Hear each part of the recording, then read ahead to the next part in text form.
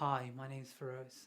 For the last 7 years, I've been learning how to tell stories and the art of actually taking a narrative and bring it together with prose.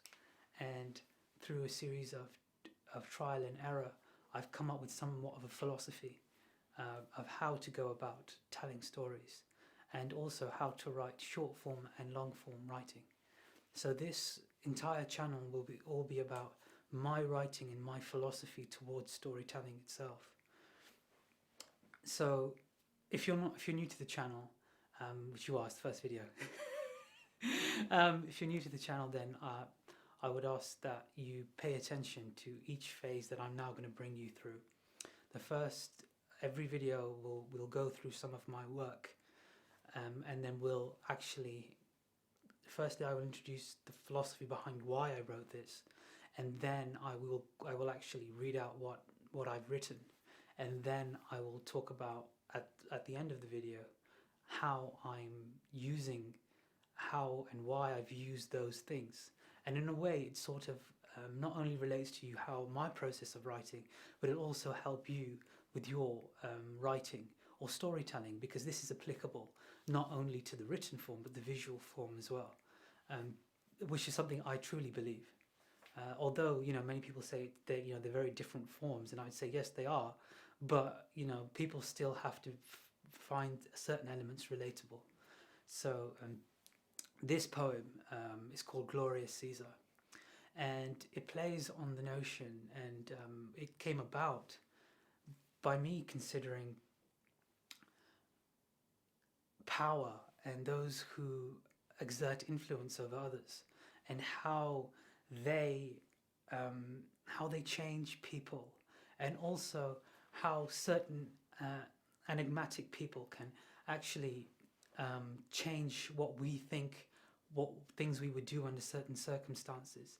And perhaps it's as relevant today as it was hundreds of years ago and thousands of years ago under the notorious emperors. It's just perhaps it's changed and shifted in some respect, but the notion is much the same, and that's what inspired this poem called Glorius Ceasar.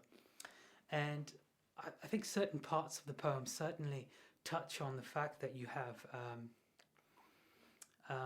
peoples have dreams and aspirations, and we're all human, and certain people are able, particularly effectively and well, to help towards their own ends, and often can confuse people about what they should be doing or their role in society. And I'm sure if you reflect on the political things that are happening in the world today, even around us, even in England or the United States or further abroad, you can actually, without pointing them out or taking a political stance, you can see for yourselves that it's very relevant. So this poem's called Glorius Ceasar, and I'm going to read through Glorius Ceasar, and then I'm going to talk about it afterwards. But the essence of the poem is that people look towards things to give them hope and excitement, and to give them a sense of purpose and respect, and sometimes they embody that in individuals and people. So Glorious Caesar is all about that. It's all about that idea of someone you admire, but how that relationship sometimes can become taunted or twisted or otherwise turn awry. Great, so what I'll do is read it now, and then we'll perform it, really, because this poem is performed like many of my work. Much of my work, it's performed. So I'll go through that now, and then I'll discuss afterwards. Glorious Caesar. Fine robes we've seen again, fine robes we've seen again, that once had shone, now do glint again. Same that in walks the old king, and chatter in his wake of our glorious dream does writhe again. Caesar holds the sword, they say. Bad men do bad things, and he alone can chase the beasts away. Warmongers have strong hands to hold us to great things. How the pendulum of power swings. Merchants count their coins. Merchants count their coins in quiet places. The blood soaks the streets, coin by coin, penny by penny. Pieces of silver scream upon the streets of Rome. O beneficent Caesar, come thou, sit and dance and drink and laugh in my home. Whom is't thou, stooge upon the road, that scowls at him, at me? Whom is in favour now? Was I drunken in the kiss of the emperor's son? Was I drunken in the kiss of the emperor's son? He who beckons forth spring, and I was enamoured of this vision. Those strong hands that reached to the skies and pulled forth therefrom the heavens' fire. The summer of old kings has come again. What be these robes? All flowers blossom in the imperial purple of thy robes. That gown inspires eyes to treasonous lust, and cuts such envy from men. That gown inspires eyes to treasonous lust, and cuts such envy from men, that they draw scowls and thrust. For what I have, their envious hands at me. O glorious Caesar, how could any man strike at thee? Surely children too could not begrudge a smile for thee. I swear I did not see silk upon the mantle caress a chest like thee, and heaven's very birds should surely come to purchase on your golden reef. Daggers clatter loud on marble floors in the halls of Rome. We hear them in the corridors and swear that never were they heard or thrust. No blood did spill that I could see, I swear to thee.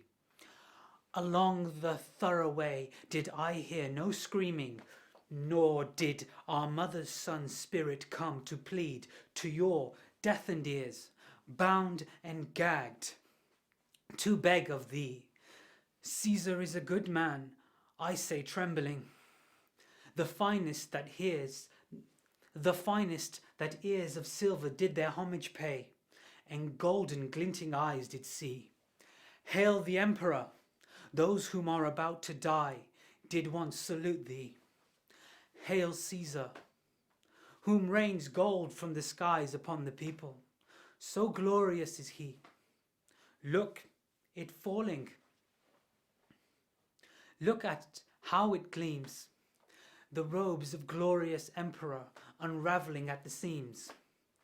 This gold does so beauteous dance in the light of day upon the eye. Reach out your hands and catch the minted promise of Rome. Reach out your hands and catch the minted promise of Rome, coined in gold, and Caesar's face looks back at thee. Then who is the slave? Then whom is the truly free? Caesar is a good man. Caesar is a good man, and the people's voices sing a roaring rally.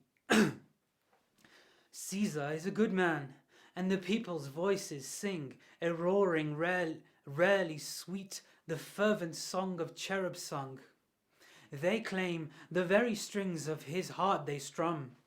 Caesar is a good man, like all of those of whom the people sing. O knaves, dumbstruck, how blind are they! It is not heaven's choir that comes so rash. O knaves, dumbstruck, how blind are they! It is not heaven's choir that comes so rash. Know you not, upon the heart will play the chords of hell. Those demon Caesars know trickery, that serenade a song so glorious, and sing of hellish fire so tastefully. Caesar is a good man, they say, whose life Brutus took so savagely.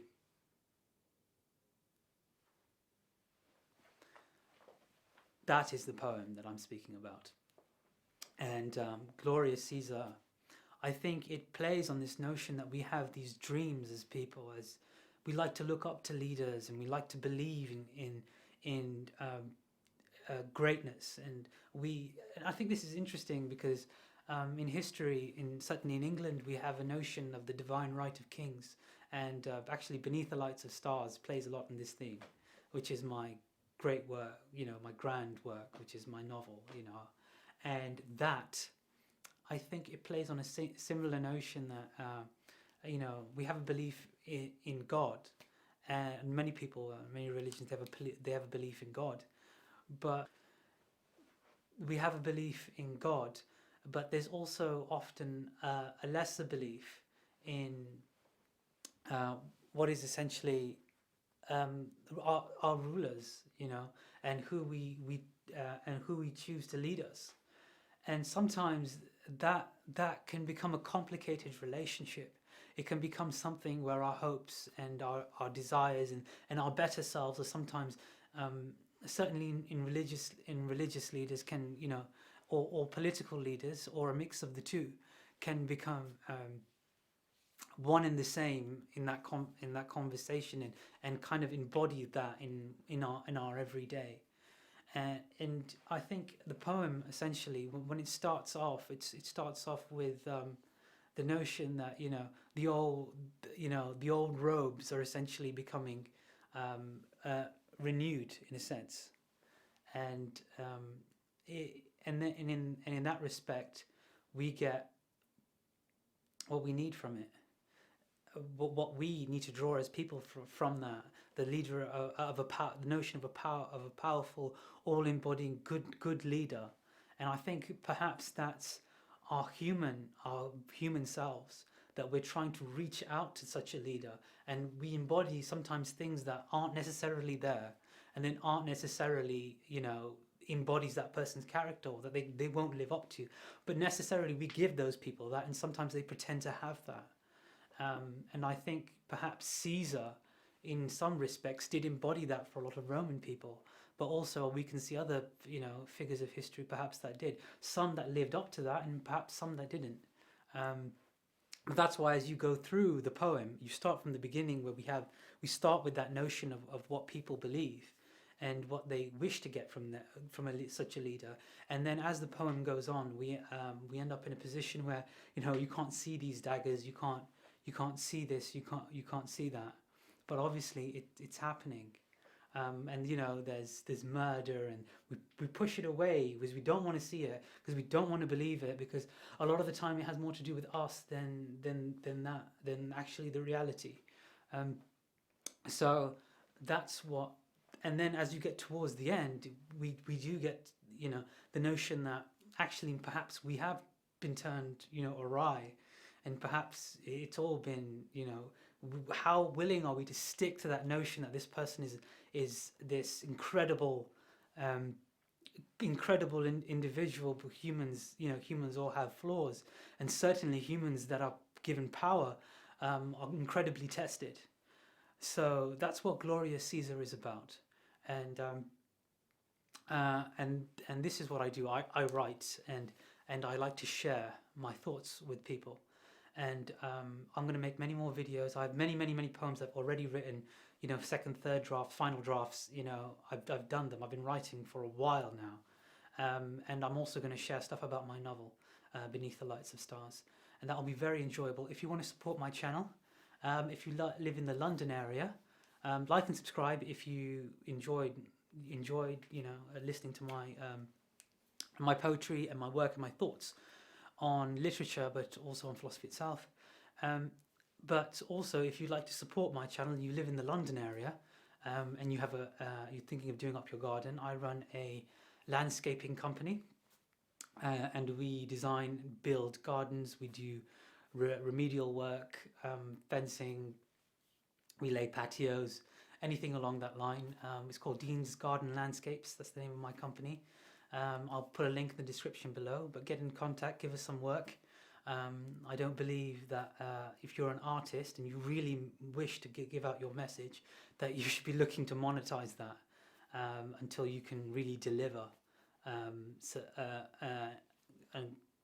value for your service, or you can get a large enough viewing. I don't understand this whole Patreon thing, to be honest. It sounds like it just doesn't sit well with me. So please do get in touch if you have any work. We work hard, we're very competitive, and we deliver an excellent service.